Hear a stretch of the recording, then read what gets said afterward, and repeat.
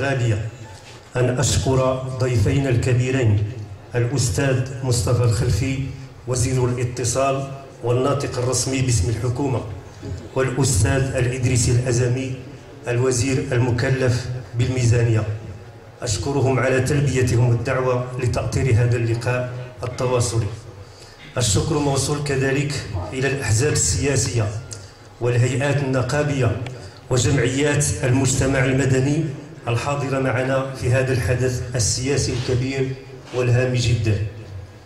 أيها الإخوة والأخوات، يتميز إقليم الزلال كما تعلمون بشساعة مساحته، فمساحة الزلال إقليم الزلال تقدر ب 9800 كيلومتر مربع، وهي بذلك تقارب مساحة دولة لبنان.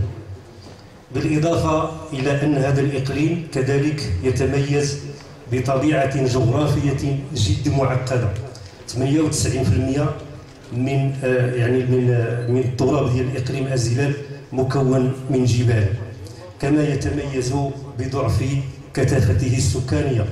فهذا الإقليم فيه 44 جماعة، منهم 42 جماعة قروية وبلديتين، وحتى هذوك البلديتين ما يمكنلناش نعتبرهم مدنا بالمقارنة مع الأقاليم الأخرى. هذا لله أولا، وبفضل جندية برلماني الجهة، وبفضل جندية مناضلي الحزب الإقليمي، تمكنا من إنجاز أكثر من 30 نشاطا نوعيا توزع بين لقاءات تواصلية تأطيرية وزيارات ميدانية لبرلماني الحزب ومؤازرة العديد من الأشكال النضالية. فقد استفادت من اللقاءات التواصلية كل من ضمنات تقريبا 3 مرات: أفولاد، الزلال، بني عياط، زاوية حنصال، أيت عباس. كما استفادت من الزيارات الميدانية كل من تفرت نيت حمزة، أيت قبلي، تضروش، وويزخ، تعبانت، أيت محمد، أيت عباس، وولا، أيت بلال، فم الجمعة، أيت ماجدن، أيت عتاب، تونزة. أما المؤازرة فقد استفادت منها وقفتين احتجاجيتين ببني عياط، ومسيرة دوار إنزال جماعة تونزة نحو الجهة، وقفة دوار أكدين زاوية حنصال أمام العمالة. كما استفادت منها احتجاجات تقلفت واحتجاجات طلبة أفولاد بسبب حافلة النقل. وعلى الصعيد السوسيو اقتصادي، فمن المعروف أن إقليم الزلال يتوفر على ثروة كبيرة وهامة جدا، على رأسها الماء. هذه المادة الحيوية التي ذكرت العديد من الدراسات أنها ستعرف نقصا ملحوظا في غضون 50 سنة المقبلة على مستوى دول الجنوب. ونحن لا نتمنى أن يحدث هذا، وإنما أردنا أن نذكر أن الإقليم يتوفر على ثروة طبيعية سيكون لها شأن كبير في المستقبل الغير البعيد. بالإضافة إلى الماء، يتوفر الإقليم على الآلاف من الهكتارات من الغابات المتنوعة النباتات والحيوانات، بالإضافة إلى معالم سياحية ذات سمعة عالمية مثل شلالات أوزود، بحيرة سد الوداد، قنطرة المنفري الطبيعية بدمنات، أثار الديناصور في كل من إورد غير بعيد من بدنات وفي تبات.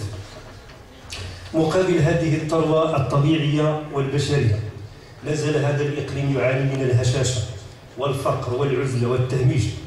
وهنا يجب أن نعترف أن الدولة قامت في الماضي وتقوم في الحاضر بمجهودات جبارة للتقليص من هامش الهشاشة والفقر من خلال مبادرات نوعية. نذكر منها المبادرة الوطنية للتنمية البشرية، برنامج تيسير لدعم التمدرس بالعالم القروي، مؤسسة محمد الخامس للتضامن، بالإضافة إلى المبادرات النوعية لهذه الحكومة: دعم الأرامل في حالة الهشاشة، دعم المطلقات المتخلى عنهم، الزيادة في المنح وفي عددها، إلى غير ذلك من الإجراءات، دون أن نغفل المجهودات الجبارة للمجتمع المدني في هذا المجال. وهي مبادرات نؤكد على أنها ضرورية، ولكنها غير كافية لحل معضلة الفقر بالإقليم. لذا فإننا نؤكد من منظورنا كحزب سياسي أن الحل الجذري لمشكلة الفقر والهشاشة بالإقليم يجب أن يتم عبر مدخلين أساسيين. المدخل الأول هو تثمين وتطوير المصادر الطبيعية والبشرية للإقليم.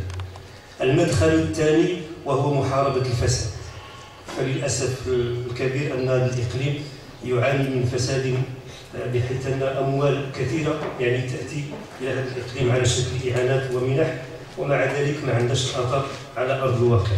ولذلك فإننا نؤكد على المدخل الثاني اللي هو محاربة الفساد. وبخصوص المدخل الثاني يعني ديال محاربة الفساد، فإن حلول لجان التفتيش لعدد من المجالس الجماعية خلف ارتياحا واسعا في الأوساط المهتمين بالشأن السياسي، كما لقيت القرارات الزجرية في حق بعض رؤساء الجماعات استحسانا كبيرا، والمطلوب هو المزيد من المحاسبة والمزيد من اليقظة. أما فيما يخص المدخل الأول يعني اللي مرتبط بتثمين وتطوير المصادر الطبيعية والبشرية الإقليم، فإنه يجب القول أن الحكومة الحالية خطت خطوات هامة في شأن تثمين وتطوير الثروة الطبيعية للإقليم من خلال برمجة وإنجاز العديد من المشاريع المهيكلة للاقتصاد والتنمية بالإقليم. على مستوى السدود التلية، أجود غير على مستوى السدود التلية، إقليم أزيلال سيستفيد إن شاء الله من 29 سد تلي، وهذه سابقة في التاريخ ديال الحكومات التي تعاقبت على تسيين الشأن العام الوطني. 2 انتهت دراسته، 27 في طور الدراسة. نحن مستعدين باش نعطيو للصحافة الأسماء ديال هذه السدود التلية والمستويات ديال فين وصل التعامل معها. غير منطقة دمنات وحدها، منطقة دمنات ستستفيد من 10 سدود تلية، وانا نقدر نقول الاسماء ديالهم هنا. كاين سد ايت سكنين، سيدي بوخالف بجماعه سيدي بوخالف، وكاين ورقي بتيدير وفتواكا. هاد السدين التاليين انتهت الدراسه ديالهم، لان الدراسه ديالهم واجده. في طور الدراسه هناك تيزديدي تيفني، هناك يفولو بايت مليل، هناك في ملواد وآل سكري وآيت موسى بأنزو، وهناك تيوزا بدمنات، وهناك تيزينيت بركا وسيدي يعقوب، وهناك داود أي درعا بديدري فتواكا.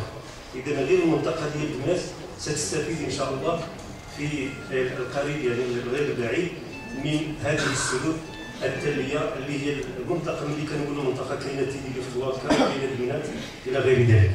على مستوى المنشآت الفنية، إقليم أزيلال استفاد من 9 منشآت فنية، 6 تم بناؤها سنة 2014 و3 مبرمجة سنة 2015.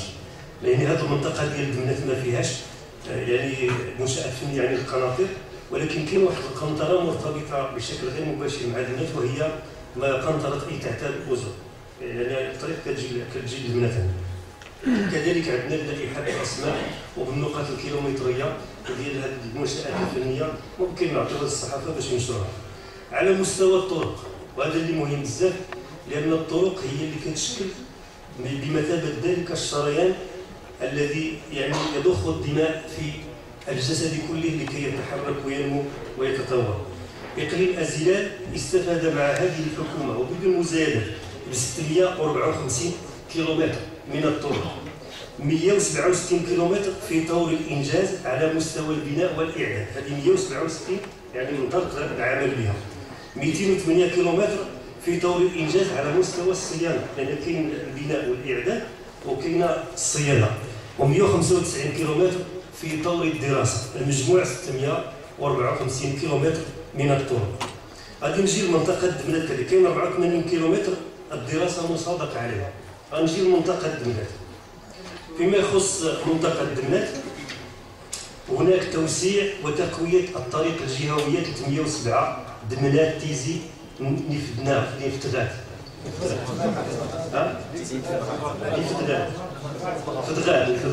توسيع وتقوية الطريق الجهوية 307 دمنات تيزي فتغات، انطلاق الدراسة بدات. بناء طريق الجهوية 302 أيت بلال أباشكو 22 كيلومتر، الدراسة متوفرة، الدراسة كاينة. بناء الشطر الثاني من الطريق الإقليمية سيدي يعقوب سوران 41 كيلومتر، الدراسة كذلك مصادق عليها.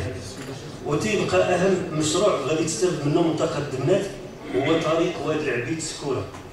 راه بداو فيها دابا خدامين بدات الأشغال فيها، غادي تكون واحد الطريق من وادي العبيد حتى لسكورة وغادي تدوز على دمنات، وعندئذ إن شاء الله غادي يكون دمنات مركز يعني حضاري هام متطور جدا من خلال هذا الطريق. وبهذا أختم واشكركم على حسن الانصات، والسلام عليكم ورحمه الله تعالى.